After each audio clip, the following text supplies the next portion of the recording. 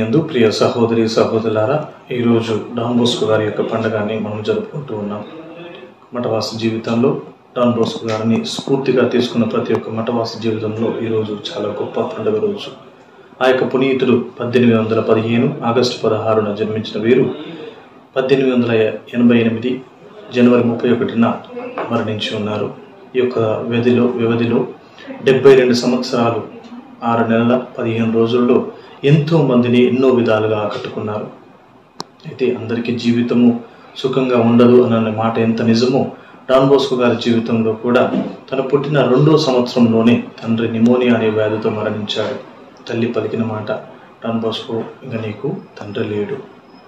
అయినప్పటికీ తల్లి ఒక భారంగా అనుకోకుండా కుటుంబాన్ని సాకడం జరిగింది. మరి ఈ యొక్క తల్లి ఎంతగానో డాన్ బోస్కో గారిని ప్రేమిస్తూ తను అడిగిందల్లా ఇస్తూ తనను మంచి మార్గంలో నడిపించింది. తనను ఎందుకు అంత గొప్ప పునీతుడయ్యారంటే ఈ యొక్క తల్లి హస్తం ఎంతగానో ఉంది. తన యొక్క తల్లి గురించి చెప్పినప్పుడు పరిశుద్ధ పాప గారు ఈ విధంగా అంటున్నారు, డాన్ బోస్కో లాంటి తల్లి మా అందరికీ ఉంటే మనం ఎంతో మంది పుణ్యతులం అవుతామని. మరి ఈ యొక్క తల్లి చేసిన మాటలు లేదా ఈ యొక్క తల్లి పలికిన మాటలు డాన్ బోస్కో గారు గురువు అయినప్పుడు ఒక మాట అన్నారు. అదేంటంటే, అయ్యా, నేను ఏ రోజైతే నీ యొక్క మఠవాస జీవితంలో నువ్వు ధనికుడు అయ్యావని గమనిస్తే నీ యొక్క మఠవాస జీవితంలో అడుగు పెట్టినని. మరి ఈరోజు ఎంతోమంది తల్లులకి ఆదర్శంగా ఉంటున్న ఈ యొక్క డాన్ బోస్కో గారి తల్లి ప్రతి గురువుకు కూడా ఒక మంచి సువిశేషాన్ని ఇస్తూ ఉంది. మరి డాన్ బోస్కో గారి జీవితాన్ని చూసుకున్నట్లయితే 3 విషయాలు ఈరోజు ప్రత్యేకంగా చెప్పదలుచుకున్నాను. మొదటిది, తనకు వచ్చిన కళ 9 సంవత్సరాల ప్రాయంలో. మా యొక్క డాన్ బోస్కో సంస్థలో ఈ యొక్క సంవత్సరం ప్రత్యేకంగా డాన్ బోస్కో గారి కళ గురించి ధ్యానిస్తూ ఉన్నాం. తన యొక్క కళని మా యొక్క ఉద్దేశంగా తీసుకుంటూ మా జీవితాలు తను ఇచ్చిన ఆ యొక్క మిషన్ వైపు ఏ విధంగా ఉన్నాయని ఆలోచించుతూ ఉన్నాం.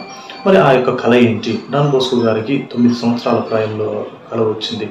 ఆ కళలో ఎంతోమంది పిల్లలు కొట్టుకుంటూ ఉన్నారు. ఆ సమయంలో యేసు ప్రభు స్వయాన అవపడుతూ, ఇదిగో నువ్వు దెబ్బలతో కాదు వీరిని ప్రేమతో జయించాలని చెప్తూ మరియ తల్లిని ఇచ్చాడు. మరి డాన్ బోస్కో గారికి పరిచయమైన ఆ యొక్క తల్లి చివరి వరకు కూడా ఉంది. కళలను మనకు కూడా కళలు వస్తూ ఉంటాయి. శిరాపుత్రుడైన యేసు జ్ఞాన గ్రంథము 34వ అధ్యాయం 6వ వచనంలో చదివించినట్టు, కళలను నమ్మరాదు కానీ దైవభీతి కళలను నమ్మవచ్చు అని ఉంది. మరి ఈ యొక్క పునీతుడు ఆ యొక్క కళని వివరించినప్పుడు కూడా పూర్వ నిబంధనలో యోసేపుని ఏ విధంగా అయితే సొంత అన్నదమ్ములు తల్లిదండ్రులు అపహరణ చేశారో అదేవిధంగా తను చేసినప్పటికీ తల్లి మాత్రం బాగా అర్థం చేసుకుంది. మరి ఆ యొక్క తల్లి తనకు జీవితాంతం కూడా తోడుగా ఉంది. మరి తను మరణించిన తర్వాత స్వయాన మరియ తల్లిని తల్లిగా స్వీకరించి తనతో పాటు తన బిడ్డలకు కూడా సమర్పించాడు. మరి 2వ విషయం, మరియ తల్లి అదేవిధంగా తల్లితో సంబంధమైన ప్రతి ఒక్క అద్భుతం, డాన్ బోస్కో గారు చేసిన ప్రతి అద్భుతం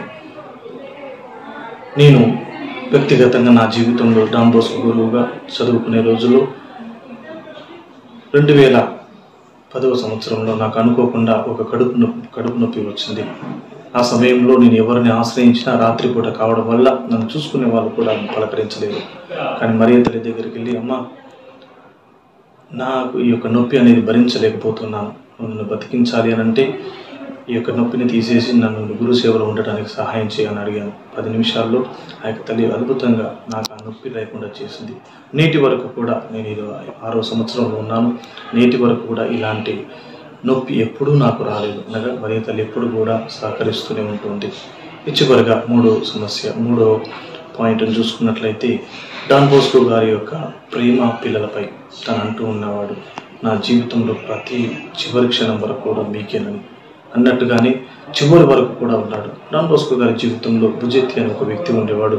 డాన్ బోస్కో బెడ్ మీద ఉన్నప్పుడు, మంచం మీద ఉన్నప్పుడు, ఇక పర్వాలేదు ఇంకా డాన్ బోస్కో గారు చనిపోతారు, డాన్ బోస్కో గారు చనిపోయిన తర్వాత ఈ యొక్క సంస్థకి ఏమాత్రం విలువ లేదు అన్నప్పుడు తనలో తాను అనుకున్నప్పుడు డాన్ బోస్కో గారే స్వయాన పిలుస్తూ, బుజెత్తి, నువ్వు నేను ఇద్దరం కూడా స్నేహితులము అన్న ఒక్క మాటకి తన కన్నీరు కారుస్తూ పెళ్ళి కూడా చేసుకోకుండా జీవితాంతము డాన్ బోస్కోతోనే ఉండిపోయాడు. మరి నేటికి ఎంతో మంది కూడా ఈ విధంగా జీవిస్తూ ఉన్నారు. నా యొక్క జీవితం నుంచి ఒక చిన్న ఉదాహరణ చెప్తే, మా దగ్గర ఉండే ఒక వాచ్మెనే ఒక రోజు నన్ను పొద్దునే అడిగాడు, ఫాదర్, అతను ఎవరండి? అతని ఫోటో అందరి మీద ఉంది, అందరి టీషర్ట్ల మీద, స్కూల్ పిల్లల మీద ఉంది, అదేవిధంగా డాన్ బోస్కో అన్ని దగ్గర ఉన్నాడు, అతను ఎవరు? అతను ఉన్నాడా? నేను కలవాలనుకున్నాను అన్నాడు. లేదండి కలవలేమంటే, ఎందుకు సార్ అంటే అతను మరణించాడని చెప్పాను. కానీ ఆ యొక్క వాచ్మెన్ అన్న మాట నాకు కన్నీళ్లు తెప్పించాయి. లేదు సార్, ఆయన చనిపోలేదు, ఆయన బతికే ఉన్నాడు. ఇంతమంది స్టాఫ్ అన్నం పెడుతున్నాడు, ఇంతమంది పిల్లలకు చదువు చెప్తున్నాడంటే ఆయన ఇంకా బతికే ఉన్నాడని. ప్రియ సహోదరి సహోదరులారా, ఈ యొక్క పునీతుల పండుగ రోజున మనం ఇంకొక పునీతుని కూడా ధ్యానించుకుంటున్నాం. వారే మాన్ఫోర్ట్ గారు పుట్టినరోజు ఈరోజు. మరి ఆ యొక్క పునీతులు కూడా ఎన్నో సేవలు అందించున్నారు. మరి ఈ యొక్క ఇరువురు పునీతులు కూడా మనందరికీ స్ఫూర్తిదాయకంగా ఉంటారని నా యొక్క చిన్న ఆశ. అదేవిధంగా పునీత డాన్ బోస్కో గారు మిమ్మల్ని, మీ కుటుంబాన్ని, మీ యొక్క సంస్థను దీవించాలని నా యొక్క చిన్న ప్రార్థన. పిత పుత్ర పవిత్ర ఆత్మ నామమున.